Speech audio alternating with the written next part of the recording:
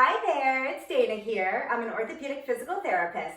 What I'm going to show you in this video are some strength and stability exercises for your glutes and your hamstrings, also known as your posterior chain. If you are a runner, that's a common term. You want good posterior chain strength and stability, so when you push off in the running stride, you have power coming from those muscles. I'm going to show you a couple variations on a Romanian deadlift or a single leg deadlift, and just a few glute bridge variations. So simple, but effective. So we're going to start on one leg with a unilateral or single leg deadlift. What I like to do is take your hands, you can hold a dumbbell if you have it. If not, what you're going to do is just trace your hands down the front of your leg as your opposite leg goes behind you. And when you're doing this, you want to keep your pelvis square to the ground so your hips are not flaring open. And it's very important to sit back into your heel of your stance leg. Now you want to feel your entire foot on the ground, and the whole foot should be working to stabilize, but you don't want all the weight just in the ball of your foot. You want it really through your heel. So just come along with me and let's start the movement. And if you're finding this challenging to keep your balance, what you can do is actually kickstand your other foot behind you and just bend forward like you're hinging at your hips, sticking your butt out behind you. Good. We're going to go for about 4 more, okay? And then on the last one, you're going to keep your leg up and you're going to hold it there. So we're going to go 3 more. Nice controlled movement every time you're really thinking about locking in that glute. So you're coming down, engage your glute right here, and kind of really use that glute to drive you back up. Okay, now this one, let's hold it down here. And what you're gonna do is take your back leg behind you, drive your heel away from you, and you're gonna pulse your leg that's up and down. We're gonna do 10 little lifts here. That's 4, 5, 6. Think about engaging your glute. There you go. And 1 more. Perfect. And now let's switch over to the other side. And you're going to find probably one leg's a little stronger than the other. Totally normal. If you need to hold on to something for balance, or again, use that kickstand position, that's just fine. And only go down to the point, you don't want to go to the point where you feel any pain. So if you can't get your chest parallel to the ground, that's okay. And let's trace your hands down your thigh.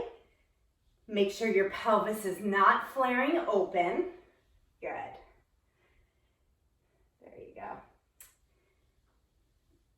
And really sitting back into the heel.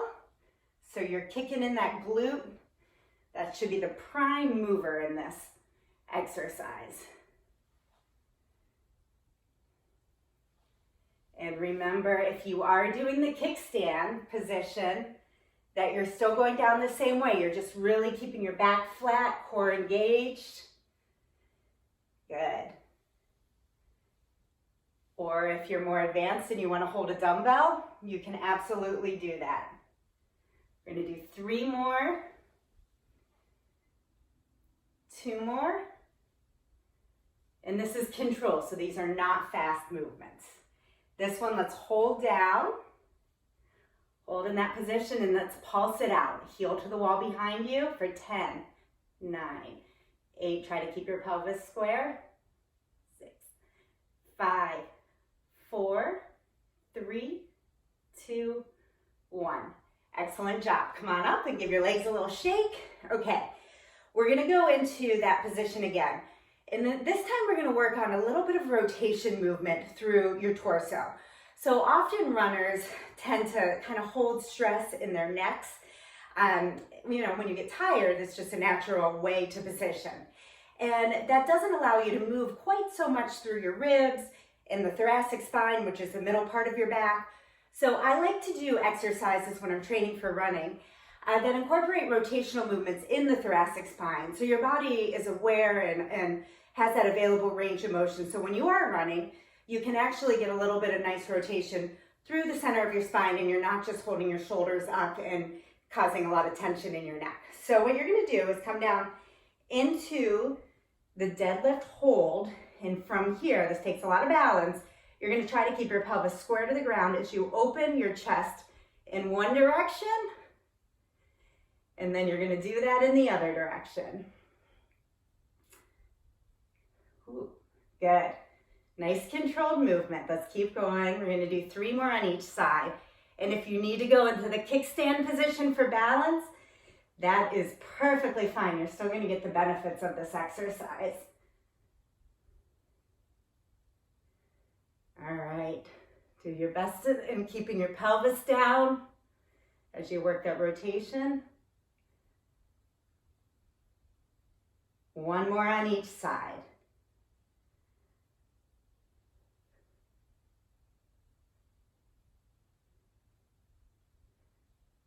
Whoa, I lost it on the last one. Good job. All right, come on down and we'll switch to the other side. And a lot of people might feel tightness in your calf when you're doing this. Part of that is because you are really working the foot and the calf muscles to stay balanced. But also as your glutes get a little bit stronger and you're able to more efficiently balance from your glutes in the higher hamstring areas, it will actually take a little bit of stress off your calves. So that is a good way to know how that you're progressing and using the center muscles of your body a little bit more efficiently. All right, let's go on to the other side. So let's get down, pelvis nice and square, and let's start rotating. Try to get that chest open to the side as best you can. And still think about the glute on your stance leg locked in. All right. And you can move at your own pace. I'm gonna do 4 repetitions on each side, but if you can get more in or less, that's just fine.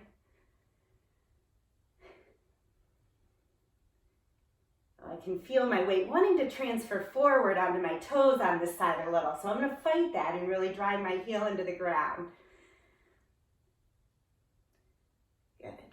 Woo. And when you're rotating, it's not just about moving your shoulder. It's really about trying to twist from the center of your body. Good, that's 4 on each side. Nice job. Okay, we're gonna end with a series of bridges. So you're gonna get yourself down on the ground, and all we're gonna do are bridges at 2 different angles. So single leg bridging, one leg's gonna come towards your chest. And then the stance leg that's down, we're gonna bend it less than you normally would when you're doing a bridge. So this will just help to activate more of the hamstring muscle belly. So pelvis stable again, arms by your side, and you're just gonna drive your pelvis to the ceiling, and we're gonna go up and down at just a comfortable pace for 10 repetitions, that's 2. And on number 10, guess what? We're gonna hold it. And then we're gonna pulse it out and then switch to the other side.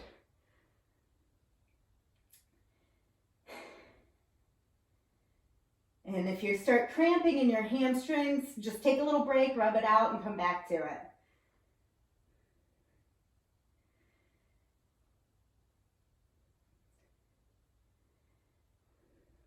Okay, now this one you're gonna hold, and let's hold for 10. Keep everything stable. You can even get your belly button towards your spine, so you're activating your core a little bit. 3, 2, 10 pulses. Heel into the ground.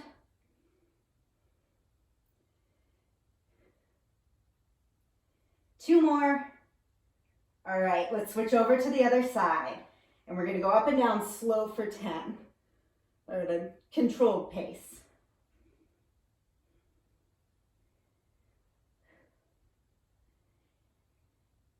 And just having your heel into the ground rather than the whole foot helps to activate that posterior chain.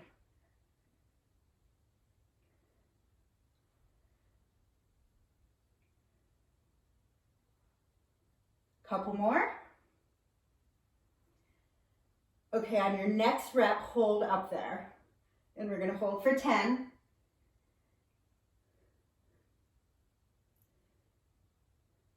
3, 2, and 10 pulses. And when you're pulsing, I don't want you coming the whole way down to the ground, just down about an inch. 8, 9, one more. Great. And then the last thing you're gonna do is that same series, but you are gonna bend your knee a little bit more on this one. All right, let's start with 10 regular bridges. Single leg at a comfortable pace. And every time, think about squeezing your glutes.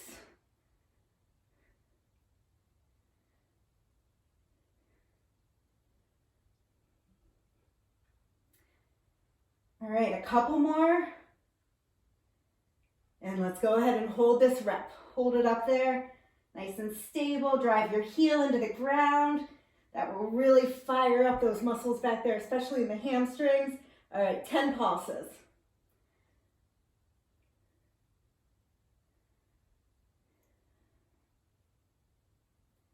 Perfect. Okay, other side. Let's start with bridging, comfortable pace.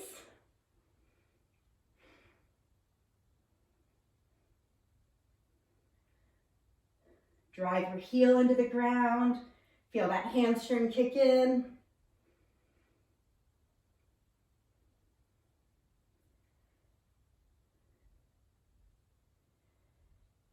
All right, 2 more. And let's go ahead and hold this one. Hold it up there, nice and high. Try not to drop. 2 more, or 2 seconds. Okay, and 10 pulses. 10, 9, 8, you've got this. 6, 5, 3, 2, 1. All right, come on out. You can go ahead and sit up. Now, if you're feeling strong, go ahead and you can go through that series again, or maybe you just go through the deadlift part of the workout again. You can do those all together or in isolation. Now you know how to do some deadlifts with some variations. Add that into your running. If you are out running or walking, try to work the posterior chain in some way about 2 or 3 times during the week to help support what you're doing so you can get out and enjoy those runs. Thank you so much for joining me. Have fun out there.